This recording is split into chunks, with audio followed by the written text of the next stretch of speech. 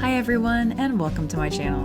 My name is Miles, and for those who don't know, I have schizophrenia. Today, I'm going to take the opportunity to answer some of the internet's questions about this mental illness and help spread awareness while offering information on the topic from my own personal experience. I was officially diagnosed during my teen years and have been navigating adulthood with schizophrenia for many years now.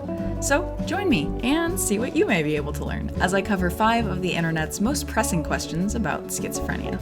Before we get into it, let's actually define what schizophrenia is. Unlike some of the other questions on today's list, the internet actually does a very good job of explaining what schizophrenia is, so I'll refer to that here. According to the World Wide Web, schizophrenia is a mental illness characterized by thoughts or experiences that are out of touch with reality, disorganized speech or behavior, and decreased participation in daily activities. It's a serious condition that involves a breakdown in the relation between thought, emotion, and behavior, leading to faulty perception, inappropriate actions and feelings, withdrawal from reality and personal relationships, and an eventual descent into fantasy or delusion. So with that out of the way, let's get right into it. Question 1 is, do people with schizophrenia know that they have it? And the answer is yes, and also no. See, this is a really good question, which I can't just give one answer to, and you'll see why. This is mainly because it can be totally situational. A lot of people really reject the idea that they have schizophrenia during the beginning stages of their illness. Because delusions can abound and hallucinations can often intervene and do their best to solidify those delusions, it can be really hard for someone to accept what most would term as reality. This can even continue after an official diagnosis is eventually given. However, everyone has to come to a point where they face the issue head on and have to recognize it as what it is to move forward. Sometimes it takes medical intervention for the brain to have enough space to come to terms with things, and this can take a month or 2 years, or for some, even a lifetime. So it may take time for someone with schizophrenia to accept the condition that they have, though at some point it usually comes into question where they can no longer ignore it, and when the right time comes around, they will have to face it. After years of fighting it, I realized this was what needed to happen for me to move forward in my life. At some point, every sufferer is going to have to accept it, get on the right medications, begin therapy if needed, etc. Moving right along, we come to question number 2, which is, do people with schizophrenia have multiple personalities? And the short-term answer is no.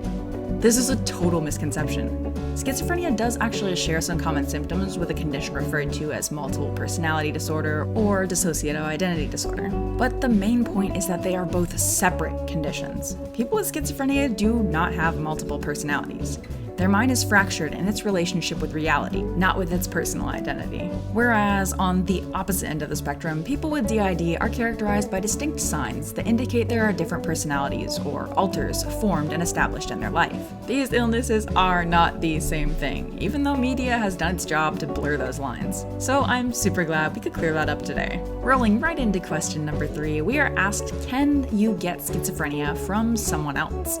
And the short-term answer is, yeah, kind of. Let me explain. So I know what you might be thinking. If I hang out with someone with schizophrenia, will I become schizophrenic?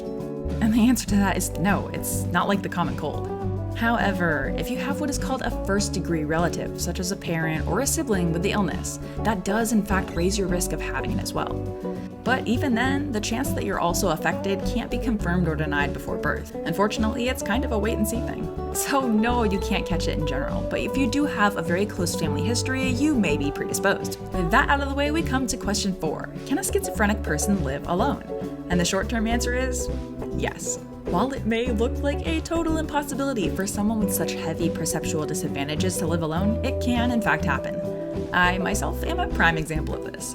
Now, there are 2 key factors that make this a reality. One is good medication management and psychiatric support, and the second is support from family and catered therapeutic resources. Schizophrenia is daunting, and I don't advise anyone to break away from what they know to live alone without a strong support system in place on all fronts. Not only would that be extremely dangerous, but it would also be stressful and isolating.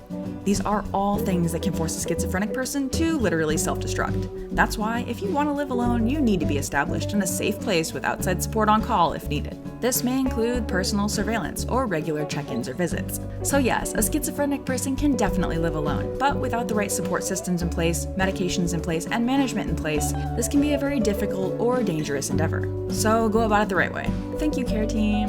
That brings us to question 5, which is probably the biggest question of all. and it's can people with schizophrenia live a normal life? And the short-term answer is yes, depending on your definition of normal. Normal can be a very relative term, so this is a question I don't always like to answer directly.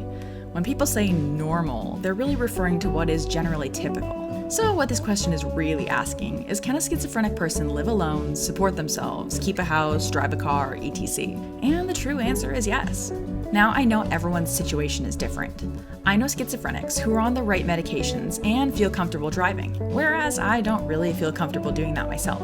But given the way I live, I'm able to drive with others when needed for main staples, doctor's appointments, etc. So while our situations may differ, we are both able to get to the places we need to maintain a normal lifestyle. And while some schizophrenics can't actually work a full-time job, they can receive financial support if needed. This gives them the ability to afford housing, just like someone without a mental illness.